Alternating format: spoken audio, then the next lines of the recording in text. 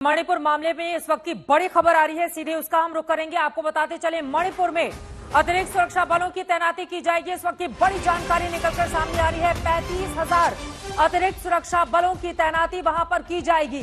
इस वक्त की सबसे बड़ी खबर यह है, मणिपुर से जुड़ी हुई इस मामले पर प्रधानमंत्री नरेंद्र मोदी लगातार अपनी नजर बनाए हुए हैं। हर स्थिति का वो अपडेट ले रहे हैं। इन सबके बीच 35,000 अतिरिक्त सुरक्षा कर्मियों की वहां पर तैनाती की जाएगी। मेरे वरिष्ठ सहयोगी राहुल कंवल इस वक्त जुड़ चुके हैं और ज्यादा जानकारी के साथ। राहुल, जिस तरह की स्थिति बनी हुई है उसके मद्देनजर 35,000 अतिरिक्त सुरक्षा बलों की तैनाती की जाएगी और क्या जानकारी मिल रही है? जो जानकारी हमें सरकार के उच्च स्तरीय सोर्सेस से मिली है वो ये कि 35,000 अतिरिक्त सुरक्षा बलों की तैनाती कर दी गई है। 3, 4, 5 मई को जो हिंसा हुई उसके बाद स्थिति को नियंत्रण में लाने के लिए army, CRPF, central reserve police force, central arm police force के 35,000 अतिरिक्त जवानों को जो पहाड़ी कुकी एरिया है और जो घाटी के मैतेई एरिया है उनके बीच में एक बफर जोन क्रिएट करने के लिए तैनात किया गया। देश के अलग अलग हिस्सों से इन सिक्योरिटी फोर्सेस को यहाँ लाया गया।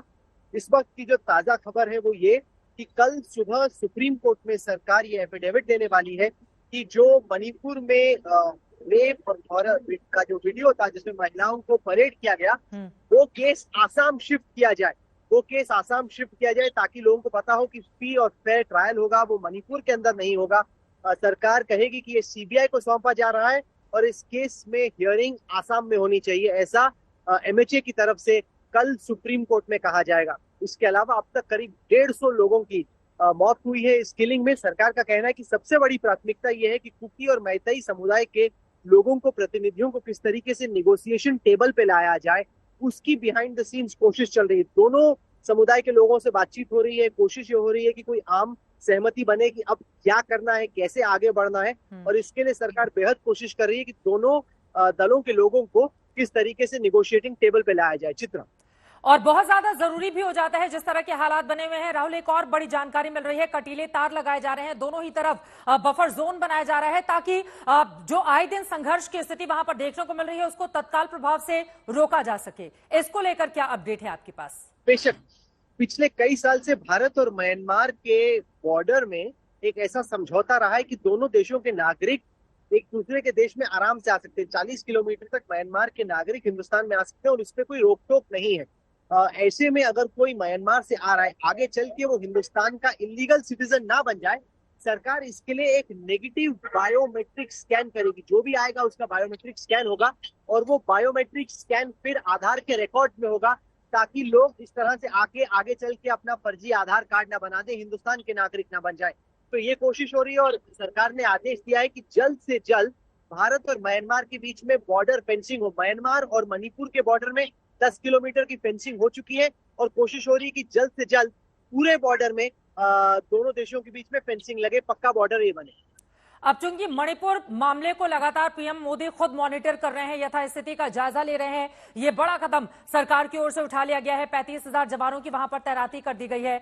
इसके बाद अगर राजधानी दिल्ली की बात करें तो क्या ये माना जा सकता है कि आगे आने वाले वक्त में अब जल्द ही कम से कम मणिपुर जैसे बेहद संवेदनशील और गंभीर विषय पर सदन चलते हुए हम देखें, बहस होते हुए क्या देखा जा सकता है राहुल आगे आने वाले वक्त में? चित्रा, विपक्ष का यह आरोप रहा है कि प्रधानमंत्री दुनिया भर में घूम रहे हैं, फ्रांस गए, उससे पहले अमेरिका गए।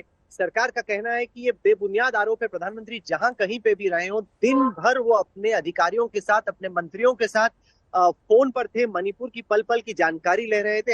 यहाँ तक कि कई बार दिन में 3-3, 4-4 दफा उनके वरिष्ठ मंत्रियों की, मणिपुर में अधिकारियों की, गृह मंत्रालय के तमाम अधिकारियों से उनकी डायरेक्ट बातचीत हो रही थी ताकि उनकी जानकारी में रहे कि एग्जैक्टली चल क्या रहा है मणिपुर में। तो ऐसी लगातार प्रधानमंत्री पल पल की खबर ले रहे थे और ये कहना कि प्रधानमंत्री को अंदाजा नहीं था या उनकी नजर नहीं थी, ये एकदम गलत है।